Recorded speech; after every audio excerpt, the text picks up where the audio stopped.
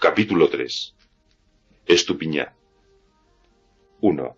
En la tienda de Arnaiz, junto a la reja que da a la calle de San Cristóbal, hay actualmente 3 sillas de madera curva de Viena, las cuales sucedieron hace años a un banco, sin respaldo, forrado de hule negro, y este banco tuvo por antecesor a un arcón o caja vacía.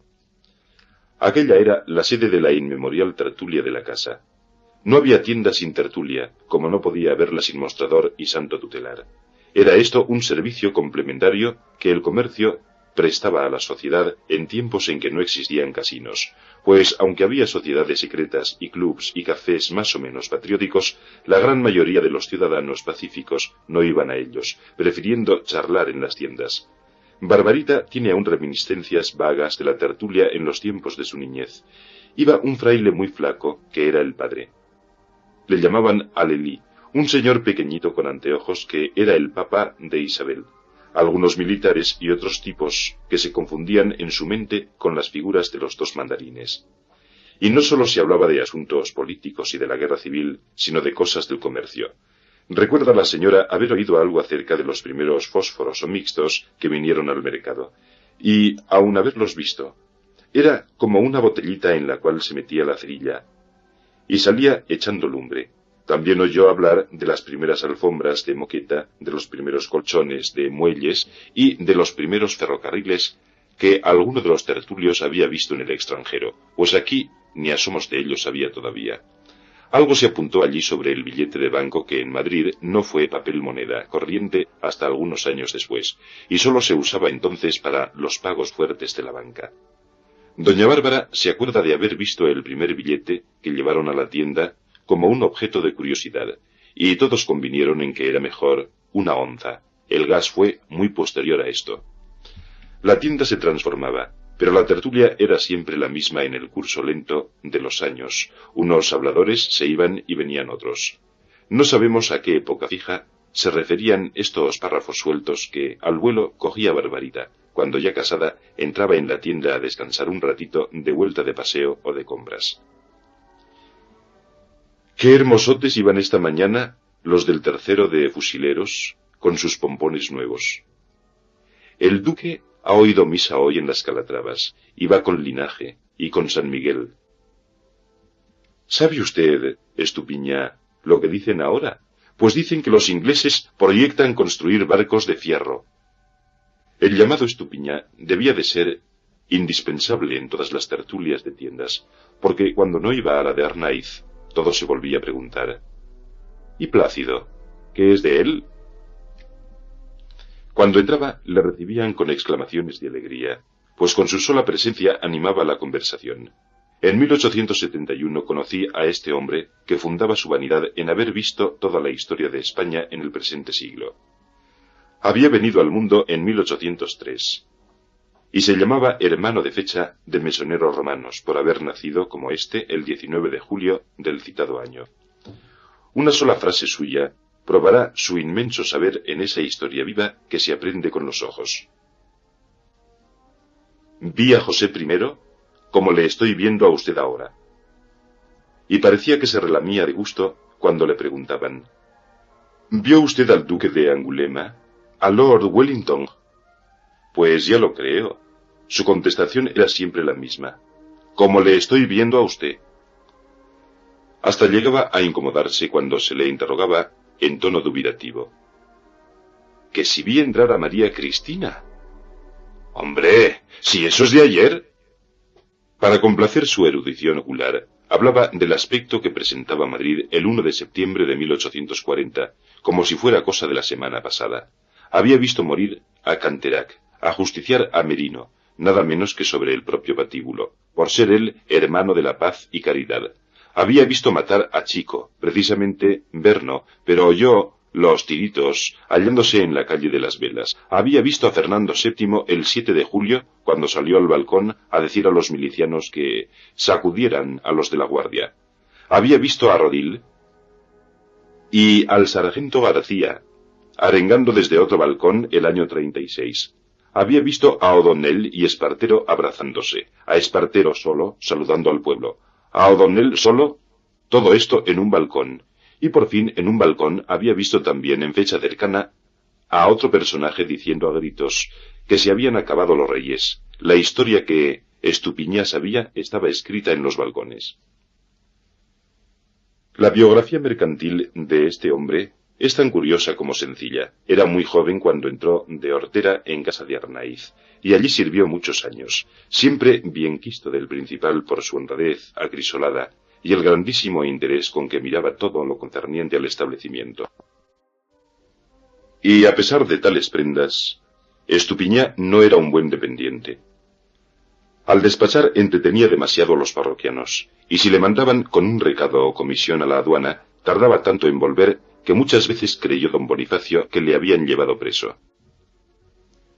La singularidad de que, teniendo Plácido estas mañas, no pudieran los dueños de la tienda prescindir de él, se explica por la ciega confianza que inspiraba, pues estando él al cuidado de la tienda y de la caja, ya podían Arnaiz y su familia echarse a dormir. Era su fidelidad tan grande como su humildad, pues ya le podían reñir y decirle cuantas perrerías quisieran sin que se incomodase.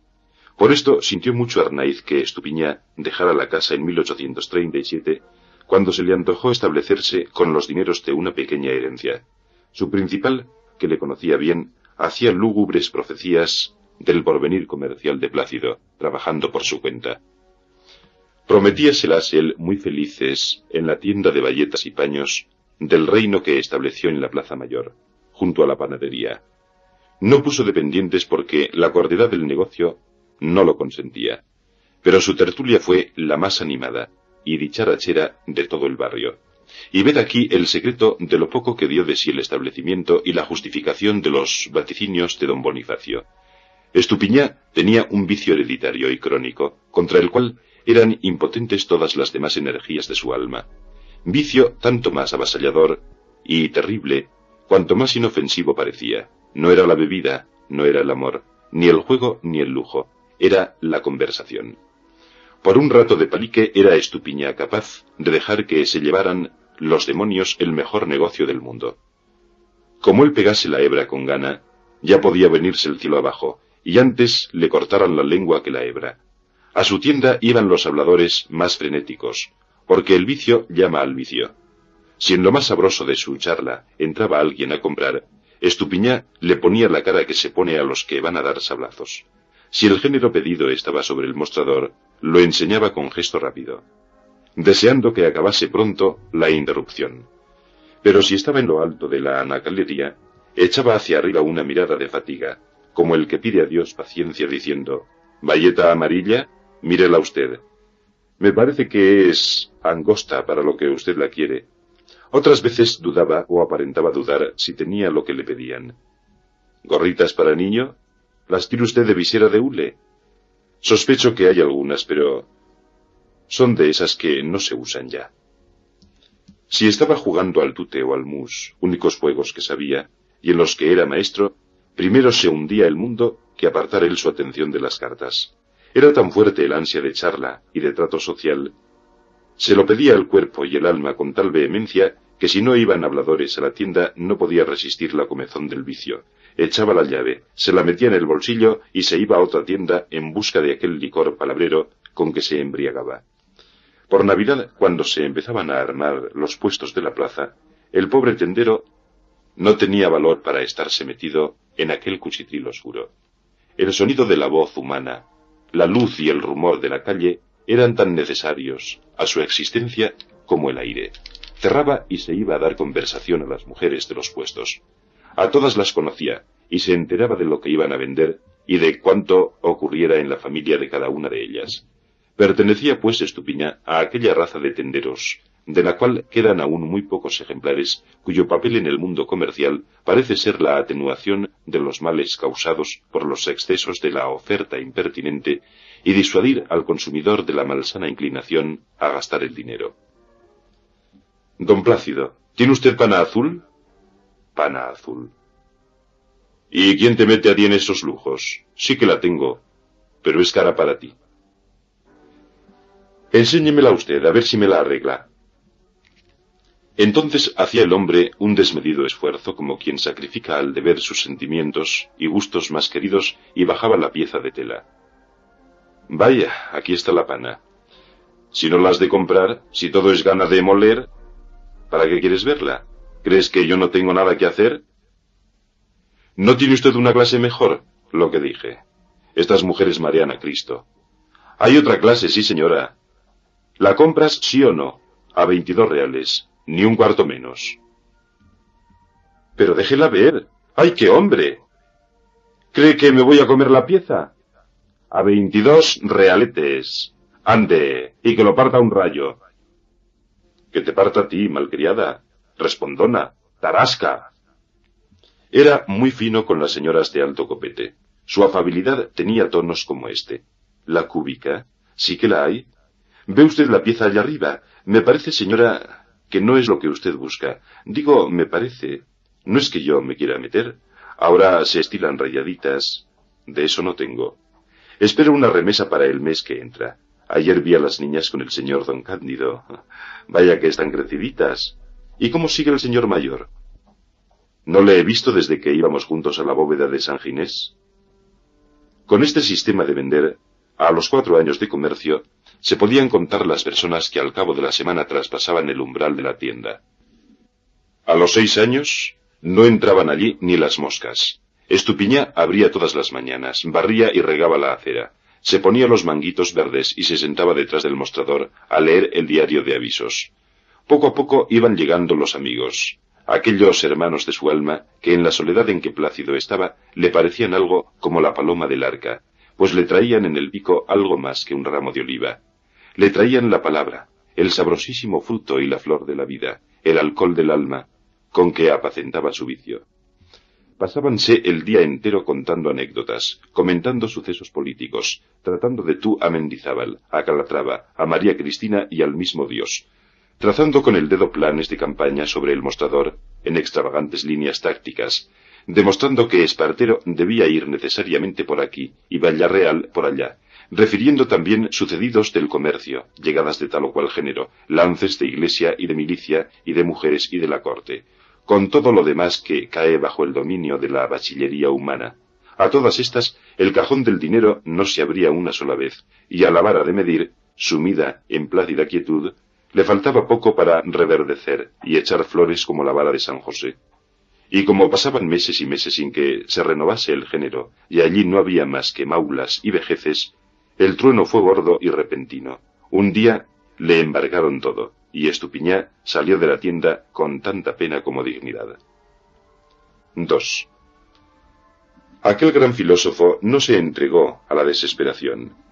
Viéronle sus amigos tranquilo y resignado. En su aspecto y en el reposo de su semblante había algo de Sócrates, admitiendo que Sócrates fuera hombre dispuesto a estarse 7 horas seguidas con la palabra en la boca. Plácido había salvado el honor, que era lo importante, pagando religiosamente a todo el mundo con las existencias. Se había quedado con lo puesto y sin una mota. No salvó más muebles que la vara de medir. Era forzoso, pues, buscar algún modo de ganarse la vida. ¿A qué se dedicaría? ¿En qué ramo del comercio emplearía sus grandes dotes? Dándose a pensar en esto, vino a descubrir que en medio de su gran pobreza conservaba un capital que seguramente le envidiarían muchos: las relaciones. Conocía a cuantos almacenistas y tenderos había en Madrid. Todas las puertas se le franqueaban, y en todas partes le ponían buena cara por su honradez, sus buenas maneras, y principalmente por aquella bendita labia que Dios le había dado. Sus relaciones y estas aptitudes le sugirieron pues la idea de dedicarse a corredor de géneros. Don Baldomero Santa Cruz, el gordo Arnaiz, Bringas, Moreno, Laviano y otros almacenistas de paños, lienzos o novedades le daban piezas para que las fuese enseñando de tienda en tienda. Ganaba el 2% de comisión por lo que vendía. María Santísima. Qué vida más deliciosa y qué bien hizo en adoptarla, porque cosa más adecuada a su temperamento no se podía imaginar.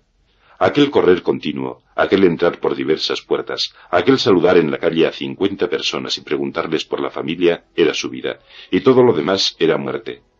Plácido no había nacido para el presidio de una tienda. Su elemento era la calle, el aire libre, la discusión, la contratación, el recado, ir y venir, preguntar, cuestionar, pasando gallardamente de la seriedad a la broma. Había mañana en que se echaba al coleto toda la calle de Toledo de punta a punta y la Concepción Jerónima, Atocha y Carretas. Así pasaron algunos años. Como sus necesidades eran muy cortas, pues no tenía familia que mantener ni ningún vicio, como no fuera el de gastar saliva, bastábale para vivir lo poco que el corretaje le daba. Además, muchos comerciantes ricos le protegían. Este a lo mejor le regalaba una capa, otro un corte de vestido, aquel un sombrero o bien comestibles y golosinas. Familias de las más empincorotadas del comercio le sentaban a su mesa, no sólo por amistad sino por egoísmo, pues era una diversión oírle contar tan diversas cosas con aquella exactitud pintoresca y aquel esmero de detalles que encantaba.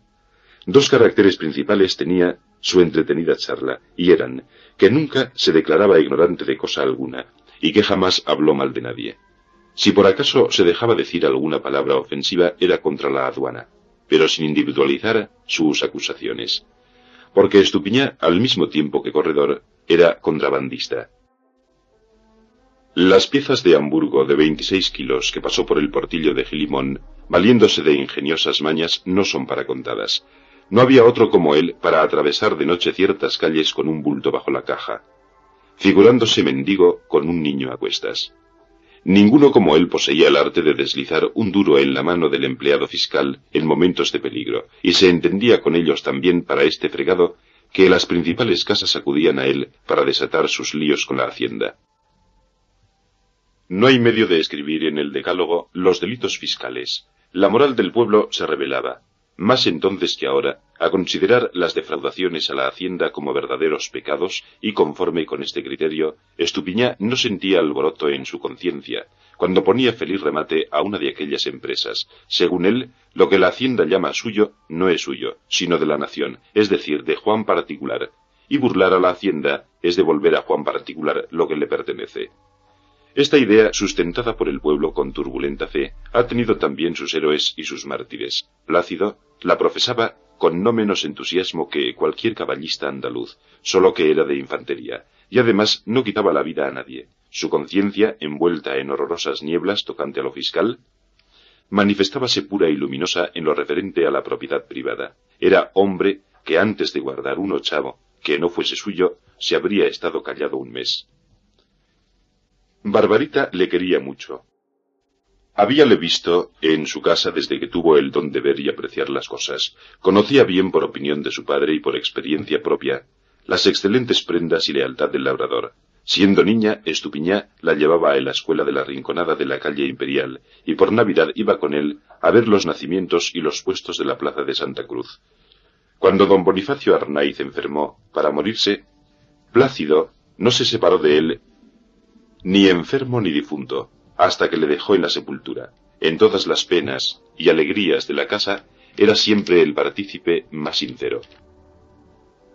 Su posición, junto a tan noble familia, era entre amistad y servidumbre, pues si Barbarita le sentaba a su mesa muchos días, los más del año empleábale en recados y comisiones, que él sabía desempeñar con exactitud suma. Ya iba a la plaza de la Cebada en busca de alguna hortaliza temprana, ya a la cava baja, a entenderse con los ordinarios que traían encargos, o bien a Maravillas, donde vivían la planchadora y la encajera de la casa. Tal ascendiente tenía la señora de Santa Cruz sobre aquella alma sencilla, y con fe tan ciega la respetaba y obedecía él, que si Barbarita le hubiera dicho: Plácido, hazme el favor de tirarte por el balcón a la calle, el infeliz no habría vacilado un momento en hacerlo. Andando los años, y cuando ya Estupiñá iba para viejo, y no hacía corretaje ni contrabando, desempeñó en la casa de Santa Cruz un cargo muy delicado.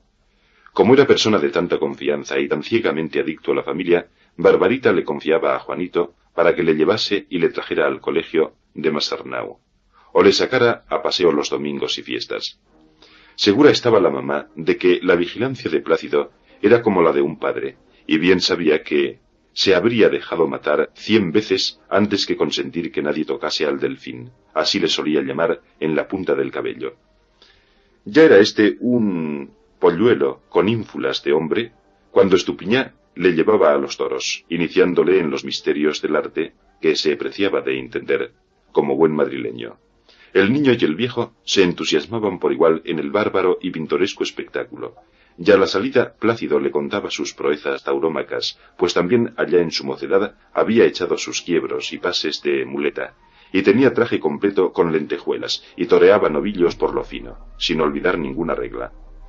Como Juanito le manifestara deseos de ver el traje, contestábale Plácido que hacía muchos años su hermana, la sastra, que de Dios gozaba, lo había convertido en túnica de un nazareno, que está en la iglesia de Daganzo de abajo. Fuera de platicar, Estupiñá no tenía ningún vicio, ni se juntó jamás con personas ordinarias y de baja estofa. Una sola vez en su vida tuvo que ver con gente de mala ralea, con motivo del bautizo del chico de un sobrino suyo que estaba casado con una tablajera. Entonces le ocurrió un lance desagradable del cual se acordó y avergonzó toda su vida, y fue que el billete del sobrinito, confabulado con sus amigotes, logró embriagarle, dándole subreticiamente un chinchón capaz de marear a una piedra. Fue una borrachera estúpida, la primera y última de su vida, y el recuerdo de la degradación de aquella noche le entristecía siempre que repuntaba en su memoria. Infames. Burlar así a quien era la misma sobriedad. Me le hicieron beber con engaño evidente aquellas nefandas copas, y después no vacilaron en escarnecerle con tanta crueldad como grosería. Pidiéronle que cantara la pitita, y hay motivos para creer que la cantó, aunque él lo niega en redondo. En medio del desconcierto de sus sentidos tuvo conciencia del estado en que le habían puesto, y el decoro le sugirió la idea de la fuga. Echóse fuera del local pensando que el aire de la noche le despejaría la cabeza. Pero aunque sintió algún alivio, sus facultades y sentidos continuaban sujetos a los más garrafales errores. Al llegar a la esquina de la cava de San Miguel, vio al sereno, mejor dicho, lo que vio fue el farol del sereno, que andaba hacia la rinconada de la calle de Cuchilleros. Creyó que era el viático, y arrodillándose y descubriéndose, según tenía por costumbre, rezó una corta oración y dijo: «Que Dios le dé lo que mejor le convenga». Las carcajadas de sus soeces burladores, que le habían seguido, le volvieron a su acuerdo, y conocido el error se metió a escape en su casa, que a 2 pasos estaba, durmió, y al día siguiente como si tal cosa, pero sentía un remordimiento vivísimo, que por algún tiempo le hacía suspirar y quedarse meditabundo.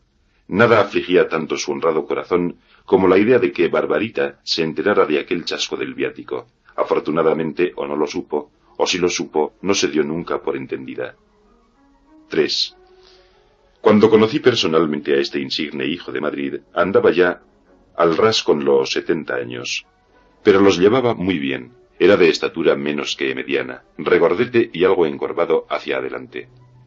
Los que quieran conocer su rostro, miren el de Rossini, ya viejo, como nos lo han transmitido las estampas y fotografías del gran músico, y pueden decir que tienen delante al divino Estupiñá. La forma de la cabeza, la sonrisa, el perfil sobre todo, la nariz corva, la boca hundida, los ojos picarescos, eran trasunto fiel de aquella hermosura un tanto burlona que con la acentuación de las líneas en la vejez se aproximaba algo a la imagen de Polichinela. La edad iba dando al perfil de Estupiñá un cierto parentesco con el de las cotorras. En sus últimos tiempos, del 70 en adelante, vestía con cierta originalidad, no precisamente por miseria, pues los de Santa Cruz cuidaban de que nada le faltase, sino por espíritu de tradición, y por repugnancia a introducir novedades en su guardarropa. Usaba un sombrero chato, de copa muy baja, y con las alas planas, el cual pertenecía a una época que se había borrado ya de la memoria de los sombrereros, y una capa de paño verde que no se le caía de los hombros sino en lo que va de julio a septiembre. Tenía muy poco pelo, casi se puede decir ninguno, pero no usaba peluca. Para librar su cabeza de las corrientes frías de la iglesia, llevaba en el bolsillo un gorro negro, y se lo calaba al entrar. Era gran madrugador, y por la mañanita con la fresca se iba a Santa Cruz, luego a Santo Tomás, y por fin a San Ginés. Después de oír varias misas en cada una de estas iglesias, calado el gorro hasta las orejas, y de echar un parrafito con beatos y sacristanes, iba de capilla en capilla rezando diferentes oraciones. Al despedirse, saludaba con la mano a las imágenes, como se saluda a un amigo que está en el balcón, y luego tomaba su agua bendita, fuera gorro y a la calle. En 1869, cuando demolieron la iglesia de Santa Cruz, Estupiñá pasó muy malos ratos. Ni el pájaro a quien destruyen su nido, ni el hombre a quien arrojan de la morada en que nació, ponen cara más afligida que la que él ponía viendo caer, entre nubes de polvo, los pedazos de cascote. Por aquello de ser hombre no lloraba. Barbarita, que se había criado a la sombra de la venerable torre, si no lloraba al ver tan sacrílego espectáculo, era porque estaba volada, y la ira no le permitía derramar lágrimas. Ni acertaba a explicarse por qué decía su marido que don Nicolás Rivero era una gran persona. Cuando el templo desapareció, cuando fue arrasado el suelo, y andando los años se edificó una casa en el sagrado solar, Estupiñá no se dio a partido. No era de estos caracteres acomodaticios que reconocen los hechos consumados. Para él la iglesia estaba siempre allí, y toda vez que mi hombre pasaba por el punto exacto que correspondía al lugar de la puerta, se persignaba, y se quitaba el sombrero. Era Plácido hermano de la Paz y Caridad, cofradía cuyo domicilio estuvo en la derribada parroquia. Iba pues a auxiliar a los reos de muerte en la capilla y a darles conversación en la hora tremenda, hablándoles de lo tonta que es esta vida, de lo bueno que es Dios, y de lo ricamente que iban a estar en la gloria. ¿Qué sería de los pobrecitos reos si no tuvieran quien les diera un poco de jarabe de pico antes de entregar su cuello al verdugo? A las 10 de la mañana concluía Estupiñá invariablemente lo que podríamos llamar su jornada religiosa. Pasada aquella hora desaparecía de su rostro rosiniano la seriedad tétrica que en la iglesia tenía, y volvía a ser el hombre afable, locuaz y ameno de las tertulias de tiendas. Almorzaba en casa de Santa Cruz, o de Villuendas o de Arnaiz, y si Barbarita no tenía nada que mandarle, emprendía su tarea para defender el garbanzo, pues siempre hacía el papel de que trabajaba como un negro. Su afectada ocupación en tal época era el corretaje de dependientes, y fingía que los colocaba mediante un estipendio. Algo hacía en verdad, mas era en gran parte pura farsa. Y cuando le preguntaban si iba bien los negocios, respondía en el tono de comerciante ladino, que no quiere dejar clarear sus pingües ganancias: «Hombre, nos vamos defendiendo, no hay queja. Este mes he colocado lo menos 30 chicos, como no hayan sido 40.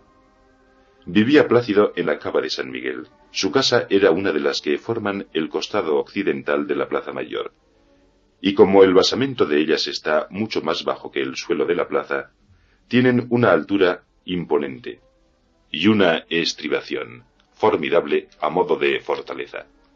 El piso en que el tal vivía era cuarto por la plaza y por la cava séptimo. No existen en Madrid alturas mayores, y para vencer aquellas era forzoso apechugar con 120 escalones, todos de piedra, como decía Plácido con orgullo, no pudiendo ponderar otra cosa de su domicilio. El ser todos de piedra, desde la cava hasta las guardillas, da a las escaleras de aquellas casas un aspecto lúgubre y monumental, como de castillo de leyendas, y Estupiñá no podía olvidar esta circunstancia, que le hacía interesante en cierto modo, pues no es lo mismo subir a su casa por una escalera como las de El Escorial, que subir por viles peldaños de palo, como cada hijo de vecino. El orgullo de trepar por aquellas gastadas berroqueñas no excluía lo fatigoso del tránsito, por lo que mi amigo supo explotar sus buenas relaciones para abreviarlo. El dueño de una zapatería de la plaza, llamado Damaso Trujillo, le permitía entrar por su tienda, cuyo rótulo era «Al ramo de azucenas». Tenía puerta para la escalera de la cava, y usando esta puerta, Plácido se ahorraba 30 escalones. El domicilio del labrador era un misterio para todo el mundo, pues nadie había ido nunca a verle por la sencilla razón que don Plácido no estaba en su casa sino cuando dormía. Jamás había tenido enfermedad que le impidiera salir durante el día. Era el hombre más sano del mundo. Pero la vejez no había de desmentirse, y un día de diciembre del 69 fue notada la falta del grande hombre en los círculos a donde solía ir. Pronto corrió la voz de que estaba malo, y cuantos le conocían sintieron vivísimo interés por él. Muchos dependientes de tiendas se lanzaron por aquellos escalones de piedra en busca de noticias del simpático enfermo, que padecía de un reuma agudo en la pierna derecha. Barbarita le mandó enseguida a su médico, y no satisfecha con esto ordenó a Juanito que fuese a visitarle, lo que el Delfín hizo de muy buen grado. Y sale a relucir aquí la visita del Delfín al anciano servidor y amigo de su casa, porque si Juanito Santa Cruz no hubiera hecho aquella visita, esta historia no se habría escrito. Se hubiera escrito otra, eso sí, porque por doquiera que el hombre vaya, lleva consigo su novela. Pero esta no. 4. Juanito reconoció el número 11 de la puerta de una tienda de aves y huevos. Por allí se había de entrar, sin duda, pisando plumas y aplastando cascarones. Preguntó a 2 mujeres que pelaban gallinas y pollos, y le contestaron señalando una mampara que aquella era la entrada de la escalera del 11. Portal y tienda eran una misma cosa en aquel edificio característico del Madrid primitivo. Y entonces se explicó Juanito por qué llevaba muchos días Estupiñá pegadas a las botas plumas de diferentes aves. Las cogía al salir, como las había cogido él, por más cuidado que tuvo de evitar al paso los sitios en que había plumas y algo de sangre. Daba dolor ver las anatomías de aquellos pobres animales que apenas desplumados eran suspendidos por la cabeza, conservando la cola como un sarcasmo de su mísero destino. A la izquierda de la entrada vio el Delfín cajones llenos de huevos, acopio de aquel comercio. La voracidad del hombre no tiene límites y sacrifica a su apetito no sólo las presentes, sino las futuras generaciones gallináceas. A la derecha, en la prolongación de aquella cuadra lóbrega, un sicario manchado de sangre daba garrote a las aves, retorcía los pescuezos con esa destreza y donaire que da el hábito, y apenas soltaba una víctima y la entregaba agonizante a las desplumadoras, cogía otra para hacerle la misma caricia. Jaulones enormes había por todas partes llenos de pollos y gallos, los cuales asomaban la cabeza roja por entre las cañas, sedientos y fatigados para respirar un poco de aire, y aun allí los infelices presos se daban de picotazos por aquello de si tú sacaste más el pico que yo, si ahora me toca a mí sacar todo el pescuezo. Habiendo apreciado este espectáculo poco grato, el olor de corral que allí había y el ruido de alas, picotazos y cacareo de tanta víctima, Juanito la emprendió con los famosos peldaños de granito negros ya y gastados. Efectivamente, parecía la subida a un castillo o prisión de estado. El paramento era de fábrica, cubierta de yeso, y este de rayas e inscripciones soeces o tontas. Por la parte más próxima a la calle, fuertes rejas de hierro completaban el aspecto feudal del edificio. Al pasar junto a la puerta de una de las habitaciones del entresuelo, Juanito la vio abierta, y lo que es natural miró hacia adentro, pues todos los accidentes de aquel recinto despertaban en sumo grado su curiosidad. Pensó no ver nada, y vio algo que de pronto le impresionó. Una mujer bonita, joven, alta. Parecía estar en acecho, movida de una curiosidad semejante a la de Santa Cruz, deseando saber quién demonios subía a tales horas por aquella endiablada escalera. La moza tenía pañuelo azul claro por la cabeza y un mantón sobre los hombros, y en el momento de ver al Delfín se infló con él. Quiero decir que hizo ese característico arqueo de brazos y alzamiento de hombros con que las madrileñas del pueblo se agazapan dentro del mantón, movimiento que les da cierta semejanza con una gallina que esponja su plumaje y se ahueca para volver luego a su volumen natural. Juanito no pecaba de corto, y al ver a la chica y al observar lo linda que era y lo bien calzada que estaba, diéronle ganas de tomarse confianzas con ella. —¿Vive aquí? —le preguntó— ¿el señor de Estupiñá? —¿Don Plácido? —En lo más último de arriba —contestó la joven dando algunos pasos hacia afuera. Y Juanito pensó: tú sales para que te vea el pie. Buena bota. Pensando esto, advirtió que la muchacha sacaba del mantón una mano con mitón encarnado, y que se la llevaba a la boca. La confianza se desbordaba del pecho del joven Santa Cruz, y no pudo menos de decir: —¿Qué come usted, criatura? —¿No lo ve usted? —replicó mostrándoselo—. Un huevo. —¿Un huevo crudo? Con mucho donaire, la muchacha se llevó a la boca por segunda vez el huevo roto, y se atizó otro sorbo. —No sé cómo puede usted comer esas babas crudas —dijo Santa Cruz, no hallando mejor modo de trabar conversación. —Mejor que guisadas. —¿Quiere usted? —replicó ella, ofreciendo al Delfín lo que en el cascarón quedaba. Por entre los dedos de la chica se escurrían aquellas babas gelatinosas y transparentes, Tuvo tentaciones Juanito de aceptar la oferta, pero no, le repugnaban los huevos crudos. No, gracias. Ella entonces se lo acabó de sorber, y arrojó el cascarón, que fue a estrellarse contra la pared del tramo inferior. Estaba limpiándose los dedos con el pañuelo, y Juanito discurriendo por dónde pegaría la hebra, cuando sonó abajo una voz terrible que dijo: ¡Fortuná! Entonces la chica se inclinó en el pasamanos y soltó un ya voy, con chillido tan penetrante que Juanito creyó se le desgarraba el tímpano.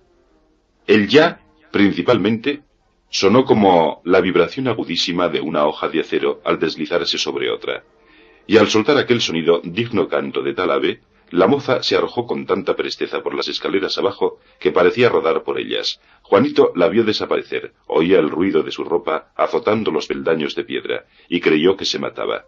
Todo quedó al fin en silencio, y de nuevo emprendió el joven su ascensión penosa. En la escalera no volvió a encontrar a nadie, ni una mosca siquiera, ni oyó más ruido que el de sus propios pasos. Cuando Estupiñá le vio entrar sintió tanta alegría que a punto estuvo de ponerse bueno instantáneamente por la sola virtud de contento. No estaba el hablador en la cama, sino en un sillón, porque el lecho le hastiaba, y la mitad inferior de su cuerpo no se veía porque estaba liado, como las momias, y envuelto en mantas y trapos diferentes. Cubría su cabeza, orejas inclusive, el gorro negro de punto que usaba dentro de la iglesia. Más que los dolores reumáticos, molestaba al enfermo el no tener con quien hablar, pues la mujer que le servía, una tal doña Brígida, patrona o ama de llaves, era muy displicente y de pocas palabras. No poseía Estupiñá ningún libro, pues no necesitaba de ellos para instruirse. Su biblioteca era la sociedad, y sus textos las palabras calentitas de los vivos. Su ciencia era su fe religiosa, y ni para rezar necesitaba breviarios ni florilegios, pues todas las oraciones las sabía de memoria. Lo impreso era para él música, garabatos, que no sirven de nada. Uno de los hombres que menos admiraba Plácido era Gutenberg, pero el aburrimiento de su enfermedad le hizo desear la compañía de alguno de estos habladores mudos que llamamos libros. Busca por aquí, busca por allá, y no se encontraba cosa impresa. Por fin, en Polvoriento Arcón halló doña Brígida un mamotreto perteneciente a un enclaustrado que moró en la misma casa allá por el año 40. Abriólo Estupiñá, con respeto, ¿y qué era? El tomo 11 del Boletín Eclesiástico de la Diócesis de Lugo. Apechugó pues con aquello, pues no había otra cosa, y se lo atizó todo, de cabo a rabo, sin omitir letra, articulando correctamente las sílabas en voz baja, a estilo de rezo. Ningún tropiezo le detenía en su lectura, pues cuando le salía al encuentro un latín largo y oscuro, le metía el diente sin vacilar. Las pastorales, sinodales, bulas y demás entretenidas cosas que el libro traía fueron el único remedio de su soledad triste, y lo mejor del caso es que llegó a tomar el gusto a manjar tan desabrido, y algunos párrafos se los echaba al coleto 2 veces, masticando las palabras con una sonrisa que a cualquier observador mal enterado le habría hecho creer que el tomazo era de Paul de Kock. «Es cosa muy buena», dijo Estupiñá, guardando el libro al ver que Juanito se reía. Y estaba tan agradecido a la visita del Delfín que no hacía más que mirarle, recreándose en su guapeza, en su juventud y elegancia. Si hubiera sido 20 veces hijo suyo, no le habría contemplado con más amor. Dábale palmadas en la rodilla y le interrogaba prolijamente por todos los de la familia, desde Barbarita, que era el número 1, hasta el gato. El Delfín, después de satisfacer la curiosidad de su amigo, hízole a su vez preguntas acerca de la vecindad de aquella casa en que estaba. «Buena gente», respondió Estupiñá. «Solo hay unos inquilinos que alborotan algo por las noches. La finca pertenece al señor de Moreno Isla, y puede que se la administre yo desde el año que viene. Él lo desea. Ya me habló de ello tu mamá, y he respondido que estoy a sus órdenes. Buena finca, con un cimiento de pedernal que es una gloria, escalera de piedra, ya habrás visto, solo que es un poquito larga. Cuando vuelvas, si quieres acortar 30 escalones, entras por el ramo de azucenas, la zapatería que está en la plaza. Tú conoces a Damaso Trujillo, y si no le conoces, con decir voy a ver a Plácido, te dejará pasar». Estupiñá siguió aún más de una semana sin salir de casa, y el Delfín iba todos los días a verle, todos los días. Con lo que estaba mi hombre más contento que unas Pascuas. Pero en vez de entrar por la zapatería, Juanito, a quien sin duda no cansaba la escalera, entraba siempre por el establecimiento de huevos de la Cava.